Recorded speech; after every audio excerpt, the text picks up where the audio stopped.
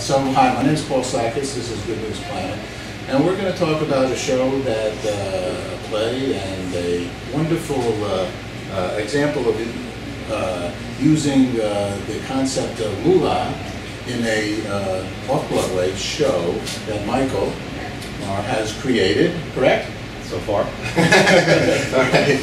David is going to sort of direct, I think. I'm directing, yes I am. And then we have some cast members with us. Your name is? Drayke. Lydia Folckomer. And Zoe Farmingdale. Okay, so a great looking cast and a great talented cast. And it's a great show. And Michael has conceived of a broadcast that is going to be in the New York New Works theater festival that actually I'm on the board for, all right? And we have probably like 30 or so submissions, and what we're going to be doing... 40 people 44 submissions. As I was saying, we have like 44 submissions into the show. Yeah, well, I like to always have my facts. There's something about when you have talk about numbers. Numbers are like, people are very mindful of numbers. Did you ever notice that? Where the minus one's always bothers me. Right, and Michael, you're a finance guy. You're like a heavy duty guy in Merrill Lynch, wasn't it?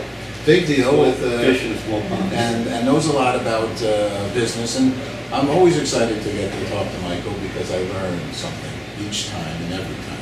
And we're going to learn about. Let's first talk about. Could you sing a little bit of the song that starts the show? Oh, sure. It's So let me give you 1 minute introduction, please. a real quick one to explain. Perfect. This is in the show, which is about basically a global bank collapse. What happens in a bank collapse to the family? We've done a lot of stuff to try to get the message across. Cognitive dissonance, people don't want to know. So, like Les Miserables, in a minute sense, we've decided to go in and take a look at what the real innards are of the family when one of these occurs. The first person you're going to see on the stage in our show is Zoe, who is playing the part of a band, but also is third person omniscient and will help the audience understand where we're going and then steps into the show. It's really cool. And the first song she does is a little bit about the foibles that human nature has and why money, or what we call money, currency, can be a problem. So Zoe, you want to sing a little? Yeah, I'll just give a little intro for my character Amanda. So this is Paper House. This is a little taste from the beginning of the show. Let's see if I pick a good key here. A cappella. Strike a match, watch the flames go whoosh.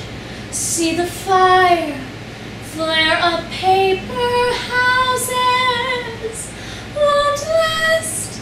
See your dreams depart as from the heights you fall. Were they ever worth the time at all? It's just a little taste. All right, thank you. Thank you. So David, as the director, what's happening at that moment? And what's the set look like, and what is it? So we're in the living room of Tom and Meg Rogers. Tom is a banker, and Meg, his wife, is a loyal companion.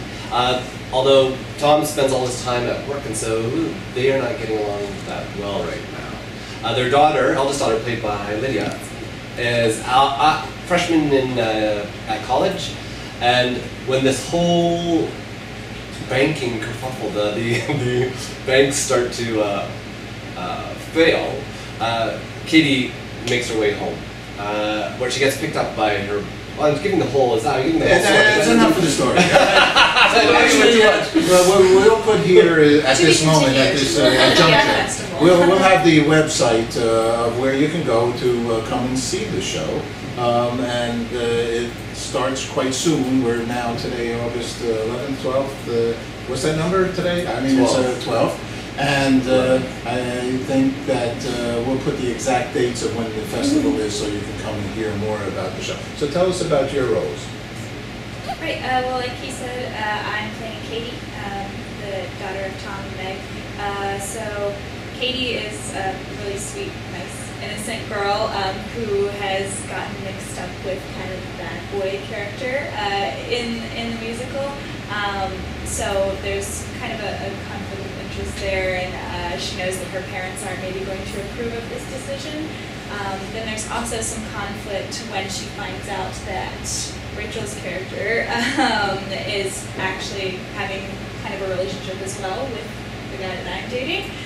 So there are some love triangles and like interesting dynamics going on Right, there, and it's some the huge vamp's son, conflicts that too. are going on. The Right, vamp was right. sitting on Tom, so the whole So thing there's, is a little everybody's families and relationships are kind of intertwined. There are a lot of like love triangles and interesting conflicts and things going on. And this is against the background of that world financial collapse, Right. which makes the U.S. in general extremely vulnerable, and every one of our rival countries who have now stopped taking the dollar feel empowered, and we think of us as powerless. So that backdrop, and then we have this going on to show you when the family. So it's interesting to see what's actually going on in these people's lives at the same time as this economic collapse. There's still life going on. There's still life happening, even though all this economic distress is happening as well. So it's just a lot. Rachel, so how do you feel about being this kind of like The other lover, it's great, you know. Is it interloper? What is that? Is that the right word? We call it the invisible woman. Yeah. Invisible woman. Okay, it says the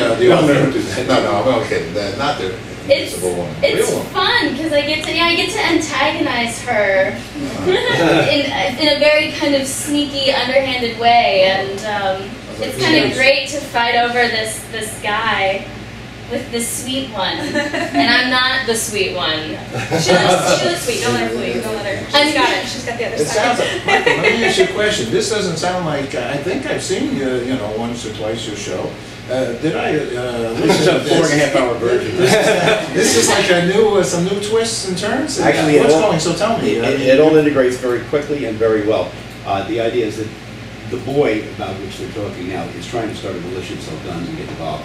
And the reason he's For real? hanging it, oh yeah, So this is new. This is There's a lot Yeah. going on. There's a lot of new This stuff. is a similar show that I saw that you wrote once before? I can't remember that. Yeah. But anyway, so that, the intrigue and the reason we have that Wow. is to point out what this kid is about and how the parents are going to transcend the current problem. From the last play, we're showing another level of the chaos, taking advantage of the chaos with this other character and through Rachel's character and stuff. And the reason he's playing up to Katie, the good girl daughter, okay, which is Lydia, is that he wants the old man, who's a banker, who's got some dough, finance his new gun running operation because he is, you know. And I'm all about that with him. Oh, We're yeah. about the money. Yeah. That's what we're about. Getting this money from her. Moolah! There it is. All right, so Michael, let me ask, because Michael, you wrote this, and so this show, in essence, has, since I saw it last year, I feel We should say it's parts a of it- musical too. Just It's a musical. Just throwing that out there. Yeah. It's evolved, and I know that this is new. You're a very talented guy. You write music, you write words, you know, you're a very interesting guy. So you've learned, I think, here as an author, you've built your show into more things now, right? Oh, yeah, we expect this. This is a very abbreviated version of what we expect to do. Right, okay. Yeah, and what we try to do is put a little bit more. Sophocles would not be pleased with subplots, but Shakespeare also, but when you look at Seinfeld, they all come together. Hopefully we have made it rather seamless. David, that's your job. Yeah, that's my job. All right, so, and how are you doing that? It's going actually really well so far. We were able to, like, the stories are really crossing over nicely because we have this love triangle story that's built on top of the relationship story of Tom and Meg. And it's all working really well together. And David, I would also point out that the theme, okay, not the plot, now the theme of this is what is your true value? Right. The true value should be the family. This guy is possessed by his possession. Exactly. Yeah. This banker thinks that everything, and when they disappear, when they become a paper house, goodbye, you know, he all of a sudden, it dawns on him, holy mackerel, I've missed everything. All right, so I'm going to ask everybody, well, it sounds very exciting. We will put all the information and where people can come to see it. There's no nude scenes at all. And I'm not Tell them coming that, to see it. They're gonna come okay. find out. So, That's the good girl. Okay? I know that the good girl's She's talking the about sweet that. one. We just decided to switch the roles. You never know what I'm going to do. So. You know, Never know It's what's totally up happening. there. You'll have to come and see. You just have to come see. there you go. How much more I have to say, except I'm going to ask everybody, what's good news for each one of you? Is my first question. What's good news for you? What's good news? I think good news is just something that makes me smile.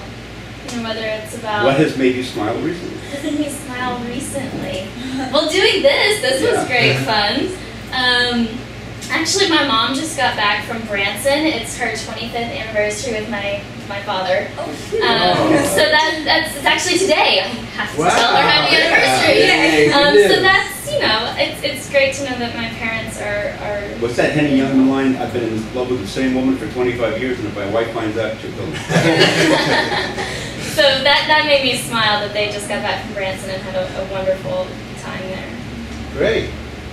Yeah, good news. Just finding out something positive is about to happen, or something new and exciting is happening.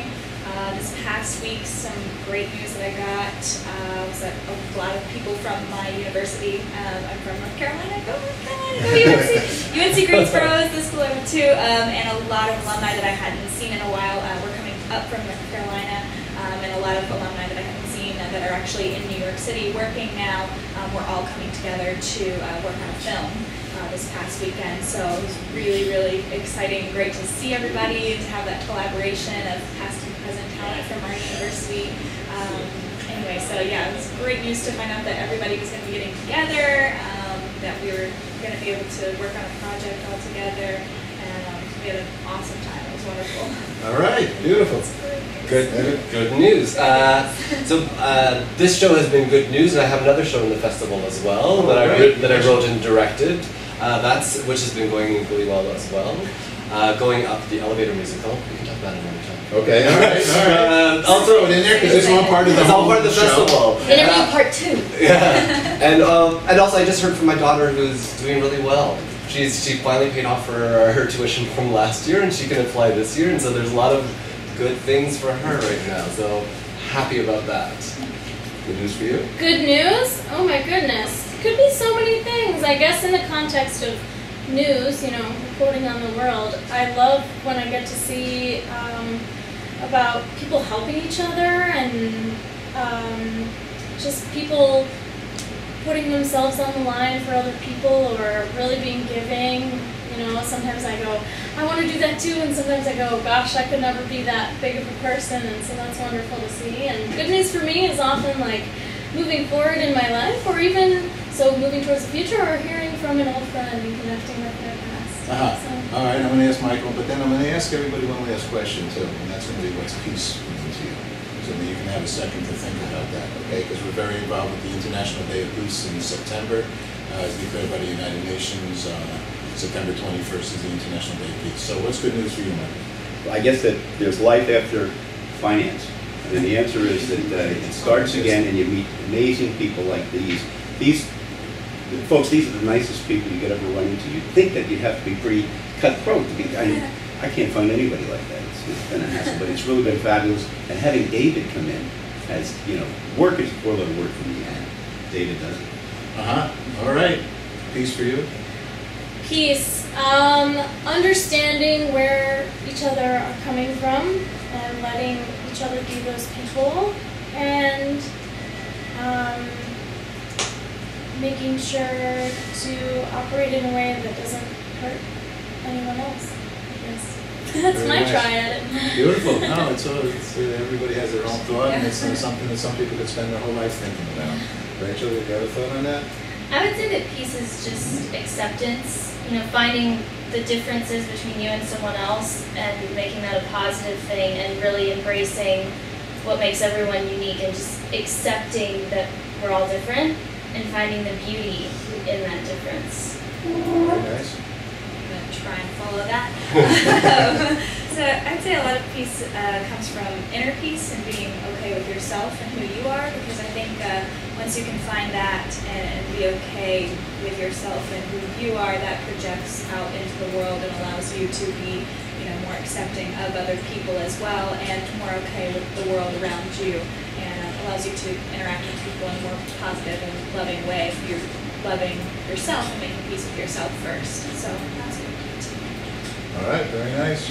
I love the fact that you asked the question. It's so nice to hear other people talk about it. Because sometimes, I mean, that's such a personal thing most of the time. We don't share those things. We complain so much. And sometimes it's really nice to just hear what other people think about these. For me, compassion is just a word that I'll also just throw into the mix, so they agree with everything said. But having compassion for one another, and having that compassion and understanding and acceptance and all the things we're talking about, yeah, we use. And the inner peace. Yeah. Michael? Peace would be, I never thought about this. I guess it's simply having that inner peace, you know, like Polonius, to thine own self be true and to none other than. So I think that if you can trust yourself by keeping promises, by not presenting a, you know, some kind of a facade, you will find peace. But you've got to be true to yourself. You've got to have the integrity. And whoever you are, that's what you are. All right, beautiful. And I'll say for myself, I'm going to say the good news and peace, because the good news is really getting a chance to meet with all of you, and I thank you all for sharing yourselves, your own personal and your own professional.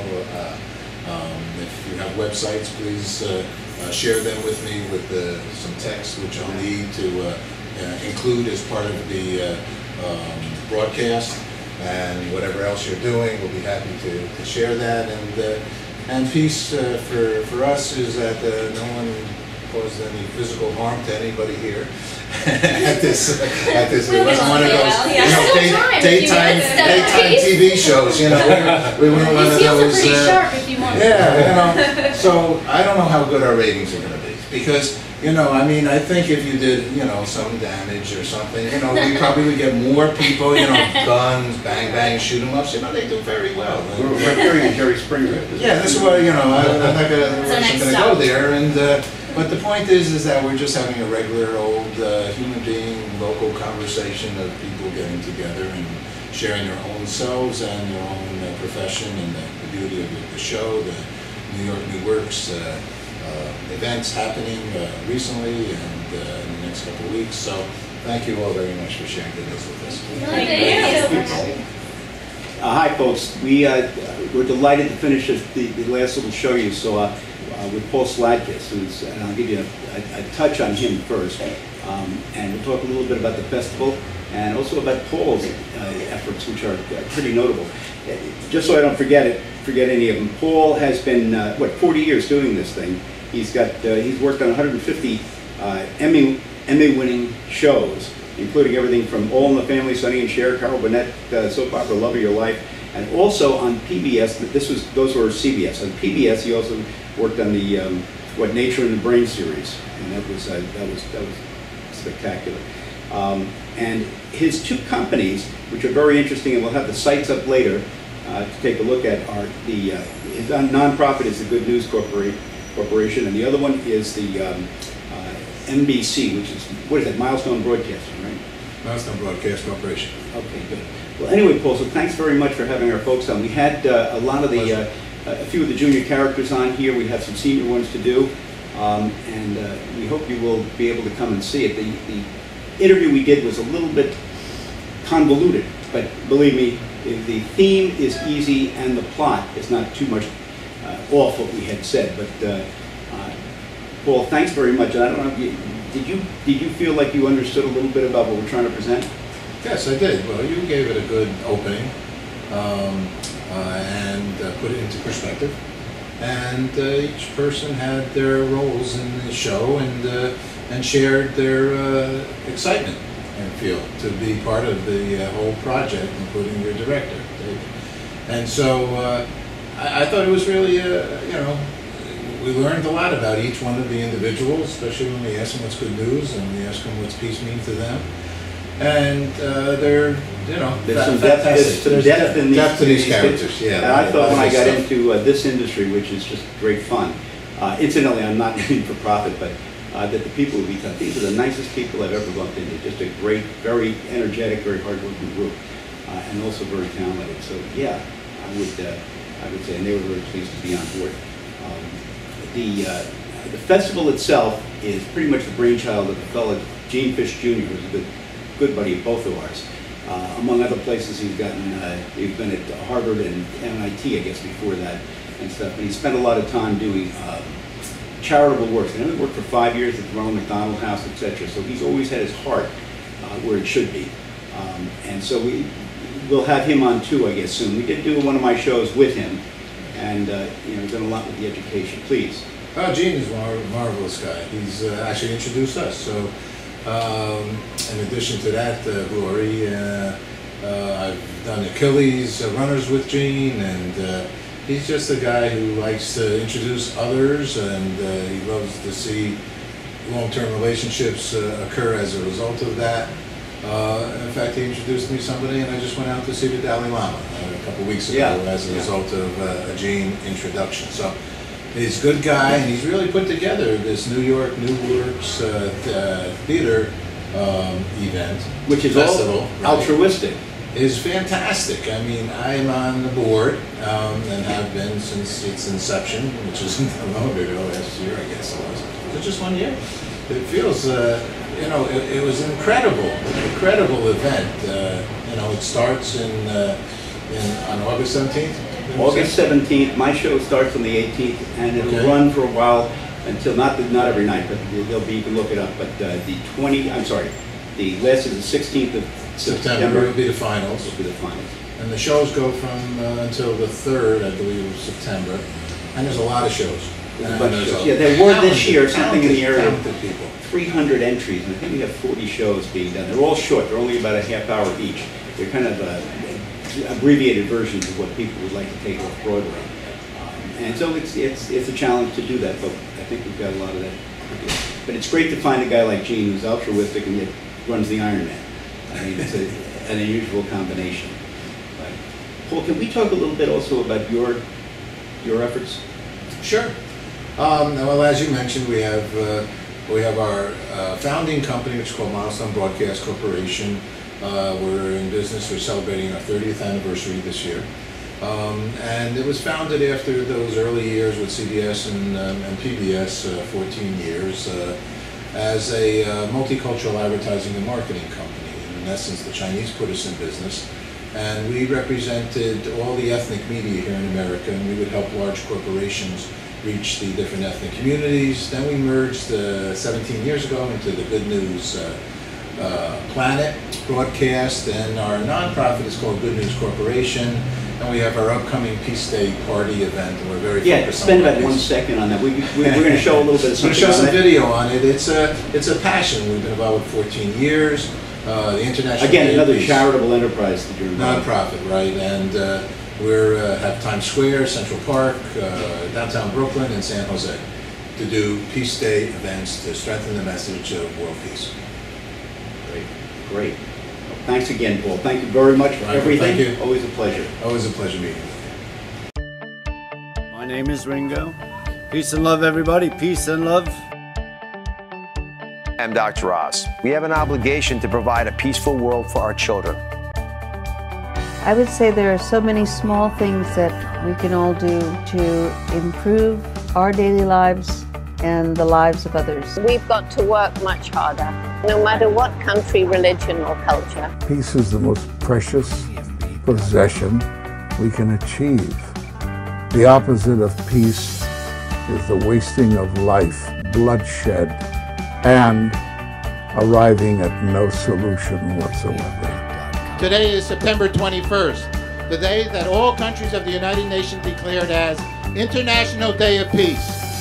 Today, we strengthen that UN message and have created a Peace Day party event and broadcasting it live to the world, our human peace sign symbol. Let's celebrate each other. Life is a gift. Have a party. Have a Peace Day party. Listen to over 50 nonprofits and individuals who share their thoughts to help educate children. You're watching the Peace Day, global internet broadcast celebrating the United Nations International Day of Peace. Please sing along to these well-known peace and love songs with the words on the bottom of the screen.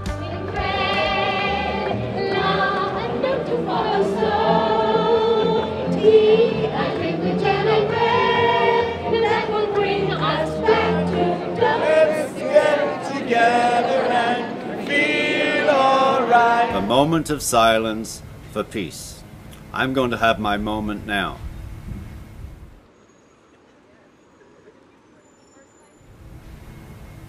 Ooh, I feel good. World peace. World peace. World peace. World peace. World peace. World peace. World peace. The sun will come out tomorrow, so you gotta hang on till tomorrow. Come what may. Tomorrow, tomorrow, I love ya. Tomorrow, you're always a day away. Tomorrow, tomorrow, I love ya.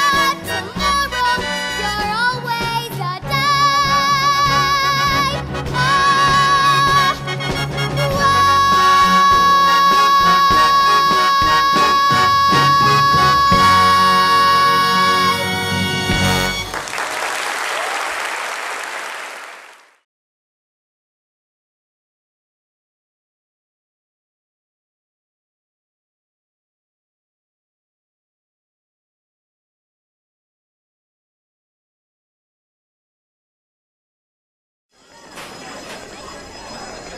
You know, I remember when I first heard that some little kid, you know, brings a gun into school. And then you start hearing all these problems. I have a school where there's been 24 murders since January 1 in my neighborhood.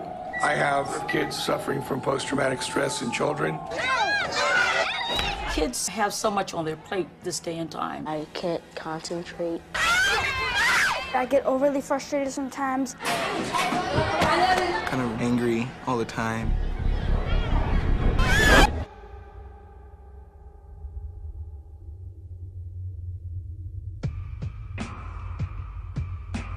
And then they introduce this technique where the student can dive within and enliven that inner happiness, inner intelligence, inner creativity and love.